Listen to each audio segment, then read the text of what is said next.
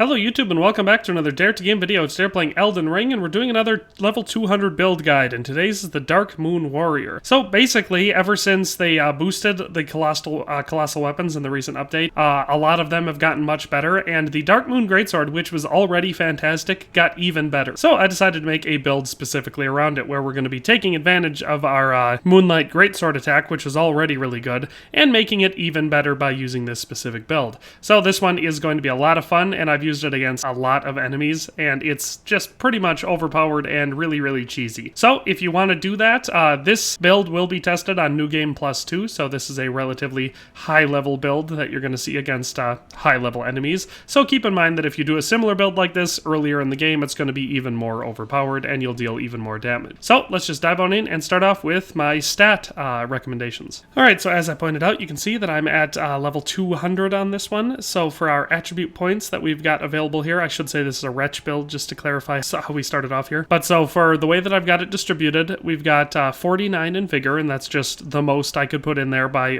and also maintain all the rest of the stats as I want them. And then 20 in mind, because we are going to cast at least a little bit with this build, so we're going to want to have a little bit of extra FP available to us. Endurance, I did 20. Now you might want to do more than that, because as you can see, I'm at a heavy load, and if you want to keep all 4 of your talisman slots open, you're going to want to go with higher endurance if you want to equip all the weapons and armor that I have on in this load. So if you put 5 more points into endurance, you should be in medium load with this, or you can swap out one of the talismans for the Great Jar talisman, and it will bring you there, but just keep that in mind with your endurance. For strength, I've got it at 45, dexterity at 45, intelligence at 80, and then faith and arcane both at 10, because like I said, this is a wretch, and that's the levels that I have for those. So primary attribute you're going to want to focus on with this build is going to be intelligence, because that's going to be the most important for our magic damage, which we're going to be primarily focusing on for this build, but also strength and dexterity. One thing, because you do have requirements of strength and dex to use the weapons that I'm using in this build, and also because the Dark Moon Greatsword does scale with strength and dexterity as well as intelligence, so the higher you have those,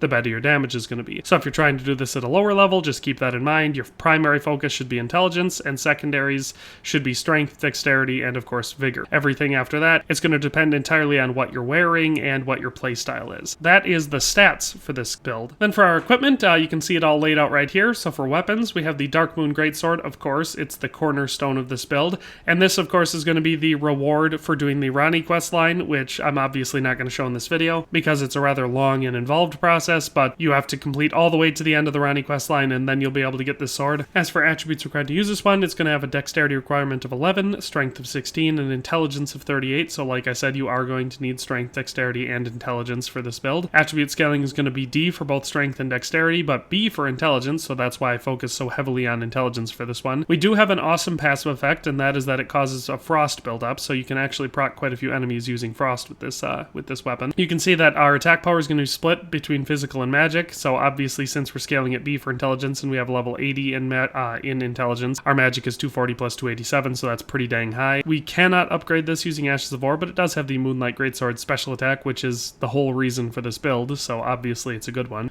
Then for our next weapon, we have the Jellyfish Shield, and now the only reason we have this is for our plus 20% damage from using the Contagious Fury special ability. It's definitely something that I recommend for this build, just because it's really going to help you with that damage output. As for the attributes required for this one, strength of 20, dexterity of 14, and our scaling is going to be strength for this. Then of course we're going to need a staff. Well, you don't need it, but if you want to maximize your potential with this one, since the special attack is a ranged attack, you're going to want to have a staff so you can use the Terra Magica ability, which is going to give you another boost to your attacks when you're standing inside that. You don't need to use a staff or Terra Magica, and obviously you're not going to need to use it for every single situation when you're using this build, but I like to, and of course, obviously, since we have a nice high intelligence anyway, I'm going to go with the Carian Regal Scepter, which does have an intelligence requirement of 60. If you don't want, have your intelligence at high, or you don't have the Carian Regal Scepter yet, you can always go with the Academy Glintstone Staff, because it's got really similar scaling, and it doesn't have such a high requirement. But like I said, you don't even need to use it at all, because it is just for Terra Magica. So that is the staff I went with on this one. For our armor, we have a mixed set that I think looks pretty good. I was going for sort of a Magic Knight build, because it is a sword that we're using. We're not really casting Glintstone sorcery at people. We're using a special attack with a sword. So I went with more of a knight vibe to it. So I did the Carian Knight Helm and the Carian Knight Armor, and then I did the Scaled Gauntlets and the Banished Knight's Greaves. Now basically I just did all of this because I think it looks better together. Well, the standard Carian Knight Armor set looks fine together, but if you use the Scaled Gauntlets and the Banished Knight's Greaves, you get significantly better stats with them, and they also still look very, very nice with this outfit. So that's why I decided on all these items. For our talismans, you're going to want to start off with the Shard of Alexander, which greatly boosts the attack power of skills, and so our primary attack with this one is going to be our Dark Moon Greatsword attack, which is a skill, so this will boost that. Our Godfrey icon is going to enhance charge spells and skills, and so that's another thing. Technically, the way that you use this weapon is by charging it first, and then you keep using the ranged attack, which doesn't cost FP. So every time you use it, it is a charged skill. So the Godfrey icon is also going to give us a damage boost. Magic Scorpion Charm is going to give us another one because it's going to raise our magic attack. So we're going to see even more magic damage coming out of this weapon. And the Ritual Sword Talisman is going to raise attack power when your HP is at maximum. So if your HP is at maximum, you're also going to get another damage boost. So you get all of this huge damage boost from all of the stuff we've got in here. All of that is going to stack with our Dark Moon Greatsword attack. So you can tell it's all based on that one use. Obviously, you can still use the sword for every other function it has, and it will work excellent. And this build will still be excellent because you'll still get some of those boosts, but you get all of the boosts for the special attack. Then for our Summoning Ashes, you're probably not going to need them with this build just because it does make most fights pretty dang easy. Again, I'm just going to keep with my stock one, keep with the Mimic Tears, because really on a specialized build like this, it's hard to do much better than Mimic Tears. But otherwise, you could use Black Knife Tiche, Dung Eater, any of the other real good ones that you probably already know about. Then for our Wondrous Physic, we're going to have the Magic Shrouding Cracked here, which is going to give us a boost to magic attack, so yet again, we're going to be boosting our magic. And we'll use the Spiked Cracked here, which will boost charged attack power. So that should also count towards the charged attack with the Moonlight Greatsword attack. So all of this stuff put together makes it an incredibly powerful build.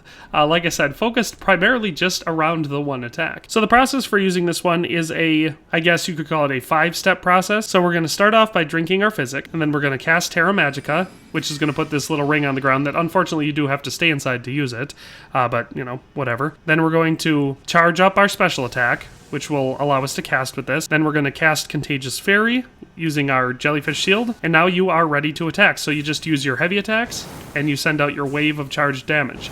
And now if you're standing inside the ring and you've got all these boosts active, it's going to just deal incredible amounts of damage. And as you can see, once it's been charged up, it stays charged for a while, and you don't use any FP by casting it. So it just makes it an incredibly powerful ability to use. But obviously, like I've said, you don't need to use all of those steps for this still to be incredibly powerful. That's just max damage. Usually I don't cast Terra Magica, I just usually skip that step. I'll drink my Physic, I'll charge my special attack, I'll charge my Contagious Fury with the Jellyfish Shield, and then I'll start attacking. But all in all, it is really powerful. So let's test it out against some enemies.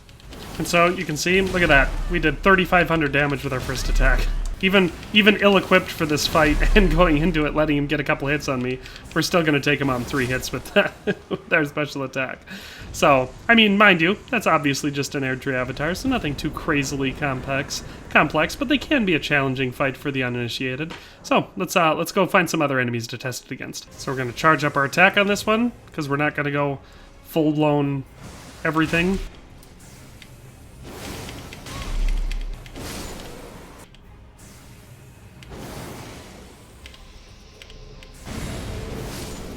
All we have to worry about running out of with this build is stamina. There we go. Even without our Contagious Fury, we still did 2 grand of damage on him. There we go.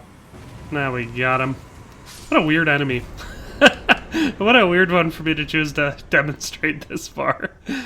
Before all my bonuses wear off. There we go. Got 6,000 damage on the bad boy. Follow up for 4,000.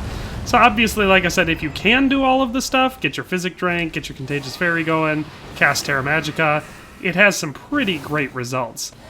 But even without it, so you can see our Contagious Fury's off, we're not in the Terra Magica.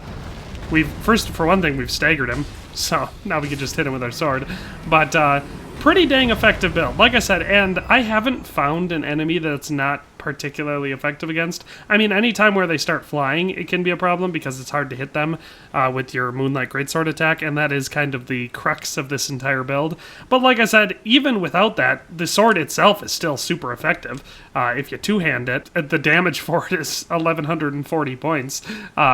So it's got a pretty dang strong attack power just as it is, without all of the... Now, obviously, we're still benefiting from all of our talismans and other stuff like that, but we're not benefiting from Terra Magica or Contagious Fury with those numbers, so it's still a ridiculously powerful weapon that works excellent for stuff like this. So obviously, like I said, if you were going to use it for something other than casting the Dark Moon Greatsword special attack, you would definitely want to make sure you have more endurance so you don't have the... Look, because we're fat rolling, because we're heavy loaded. So either you're going to want to swap out one of the talismans I've got for the Great Jar's Arsenal, so you have enough more, or you're going to want to put 5 more points into endurance. But other than that, this build is just really fun to use, and they've made the Dark Moon Greatsword even better than it already was. So I definitely recommend it, but that is all for today, so we'll see you next time. Thanks for watching another Dare to Game video. If you liked this video, please leave a like and a comment. If you haven't already, be sure to subscribe to the channel. If you like my content and would like to support this channel, consider becoming a member today for as little as $1.99 a month. It makes a huge difference. But in any case, thanks for watching and have a nice day. I'll see you next time.